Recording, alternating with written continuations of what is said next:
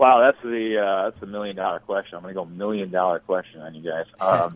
We ask, maybe once a week or so, and usually it's just a genuine, I don't know. I think that there's been some encouraging progress recently, but the injury is a lot more serious than I suppose I had realized. But once you get that guy back, I mean, that's a huge piece to your bullpen. I don't even really want to make a guess because I thought he'd be back by now. The answers we're getting are just so cloudy right now in terms of when he might be back because it's an injury, and they legitimately don't know. So that's a wait and see, but that's definitely going to be a good piece to have back, assuming he's at full force when he does return. Yeah, and currently, right now, if you look at the NL Central standings, the Cubs are 7 games back of division-leading St. Louis, and they're tied with the Pirates in the loss column. The Cubs and Pirates both have 24 losses. Do you think we could see St. Louis slide a little bit, or are they just going to go ahead and run away with this whole thing? Oh, I never trust the Cardinals to slide. Yeah, I know. That's a fun thing to think about, even with their injuries, and a legitimate thought to have. But man, they have a way of refreshing and rebuilding, and a lot of their farm system is not what it once was. The Cardinals, because they have used a lot of it and they have made some trades, but they're still the Cardinals, and they're still the best team in this division, maybe the best team in baseball. And then the Pirates are half game ahead of the Cubs at this point, and they are a damn good team, the Pittsburgh Pirates, and They had a slow start. They had a slow start last year too. So that's the Pittsburgh Pirates. So yeah, I was thinking about that today, man.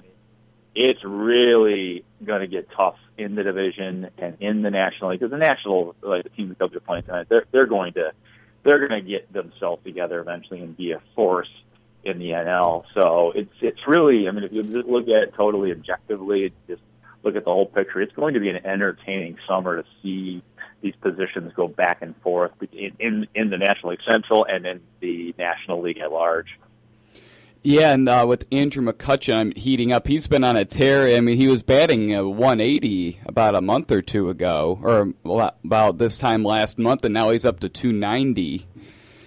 So as you said, the Pirates really are coming, and it really could be a three-way race, and if not, the Cubs will be battling with the Pirates and probably the Mets for the wild card. And yeah.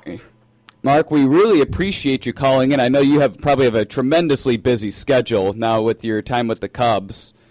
Yeah, absolutely. As a matter of fact, I figured out the phone with you guys. I'm in the hotel right now. I'm going to go downstairs and hop on the bus. It takes us over to Nationals Park and get in the clubhouse and see what's going down. So yeah, it's sort of it's a relentless, nonstop job, but it's incredibly adrenalizing and rewarding at the same time. So I absolutely love it, and I enjoy being on with you guys too. So. Yeah, and we enjoy hearing you on WBBM. You do a great job with the scoreboard updates.